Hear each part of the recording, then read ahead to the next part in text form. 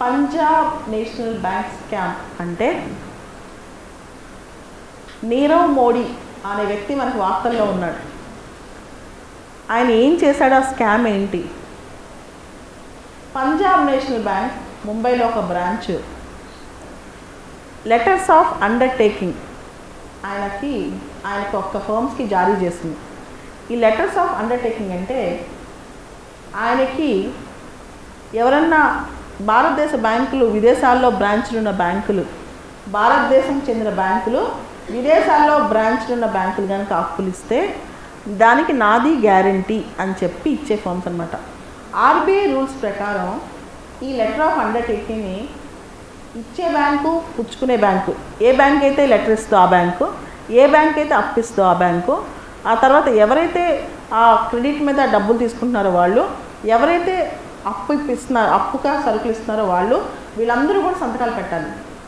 అయితే ఇక్కడ Punjab national bank చెందిన కొంతమంది ఉద్యోగులు వాళ్ళు స్విఫ్ట్ సిస్టమ్ వాడి దాన్ని కోర్ బ్యాంకింగ్లోకి తీసుకురాకుండా, వాళ్ళ స్విఫ్ట్ సిస్టమ్ వాడి దాన్ని కోర్ బ్యాంకింగ్లోకి తీసుకురాకుండా మొత్తాన్ని మోసం చేశారు. స్విఫ్ట్ సిస్టమ్ ఏంటంటే ఒక దేశం నుంచి ఇంకో దేశానికి మనీ ట్రాన్స్ఫర్ అవుతున్నప్పుడు దాని ద్వారా ట్రాన్స్ఫర్ చేస్తారనమాట. ఒక దేశానికి ఇంకో దేశానికి ట్రాన్సాక్షన్ జరుగుతున్నప్పుడు ఇక్కడ 2 లెటర్స్ ఉంటాయి. ఒకటి లెటర్ ఆఫ్ అండర్టేకింగ్, రెండోది లెటర్ ఆఫ్ కంఫర్ట్. ఒకటి లెటర్ ఆఫ్ అండర్టేకింగ్, రెండోది letter of comfort. Letter of undertaking అంటే ఒక బ్యాంకు, భారతదేశ బ్యాంకులు ఇతర విదేశాల్లో బ్రాంచ్లు ఉన్న బ్యాంకుకి ఇచ్చేది లెటర్ ఆఫ్ అండర్టేకింగ్.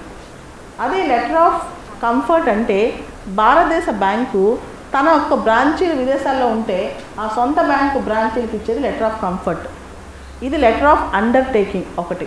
దీనిలో భాగంగా axis bank, Allahabad bank, union bank, ఈ బ్యాంకులన్నీ దాదాపు 8,000 కోట్లు నీరవ్ మోడీకి క్రెడిట్ ఇచ్చాయి.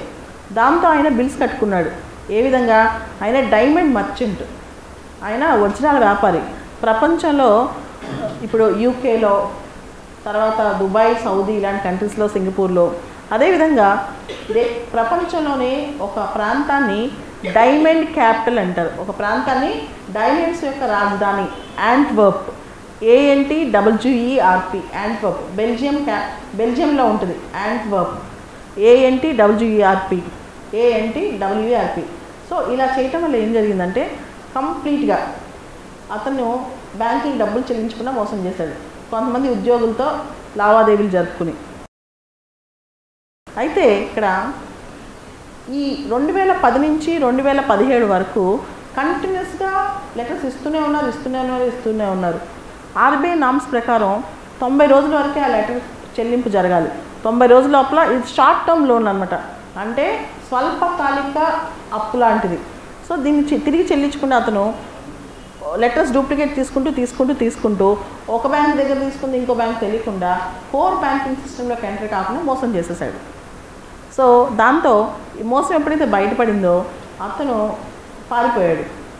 పారిపోయి ఇప్పుడు తెలిసింది మొన్న లండన్లో ఉన్నాడు అని చెప్పి. ఇదే Nirav Modi Punjab national bank scam. ఇది ఈ మధ్య బాగా చరిత్రలో ఉంది. భారతదేశ చరిత్రలో ఇదే బ్యాంకింగ్ రంగంలో అతిపెద్ద స్కామ్గా వర్ణిస్తున్నారు. బ్యాంకింగ్ రంగంలో ఉన్న స్కాముల్లో అతిపెద్ద స్కామ్గా. ఎంత స్కామ్ అంటే బ్యాంక్స్ రీక్యాపిటలైజేషన్లో భాగంగా గవర్నమెంట్ ఎంత డబ్బులు ఇచ్చిందో దానికి డబల్ నష్టపోయింది పంజాబ్ నేషనల్ బ్యాంకు ఈ యొక్క స్కామ్ వల్ల. అదేవిధంగా దానికి వచ్చిన లాభాలు గణనీయంగా తగ్గిపోవడానికి కూడా ఈ స్కామ్ కారణం అనమాట. This is the famous Punjab national bank. దీనిలో మేజర్గా వస్తుంది ఏంటంటే బ్యాంకింగ్ రంగంలో ఉన్న లొసుకులు తెలుస్తున్నాయి, బ్యాంకింగ్ రంగంలో ఉన్న ప్రాబ్లమ్స్ తెలుస్తున్నాయి అన్నమాట దీనిలో. ఓకే.